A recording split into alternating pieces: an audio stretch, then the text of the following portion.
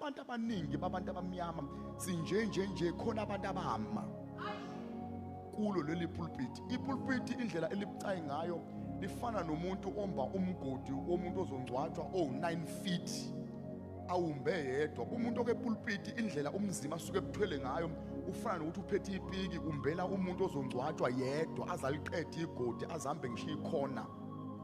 Soniphindela u9 feet labantu abada ama-giant ezinsizwa ezinde 9 feet ezazinjenga noGoliath. Uma ushumayela usuke uphethe lo piki, yonke lento egcwele labantu abawu1000 abala endlini iza kuwe.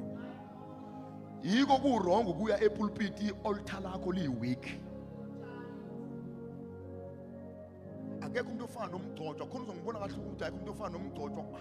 Hamba uyobona umuntu ehla emzimbeni ephela, bese odokotela bemcheck bebiza umndeni bethi ngeke ushaye uNovember ephila, but le cancer akwistage sayo siubani nobani. Kusho umuntu ofundile adonse wonke amabhuku, atshela amanesi, atshela osister athi mutreateni nje kodwa umndeni wakho uhlale wazi ukuthi ngeke ushaye uDecember 25 ephila.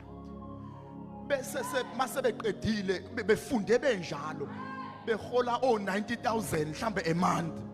Bese kanti lo muntu ukhonza eKingdom Citizen, eHouse of Kingdom Citizens.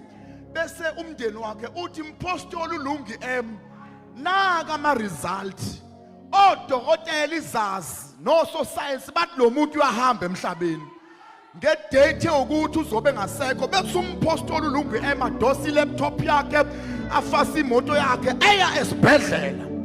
Afika beduze kombhede seba give uphila abafunde 9 years. Abese quota ivesi athi ngemivimbo yakho thina saphulukiswa. Abese khuluma nomuntu osokhukhwini lokufa. Angazi mina ngizwa yini umuntu sokushiwo kwathiwa uyahamba emhlabeni angena umuntu wasezulwini athi makufa lo kodumisa ba, makufa lo konikela ba, makufa lo isound yodlala uba, makufa lo ngothandazela ubani. Awunyakisho ukuthi umuntu kaNkulunkulu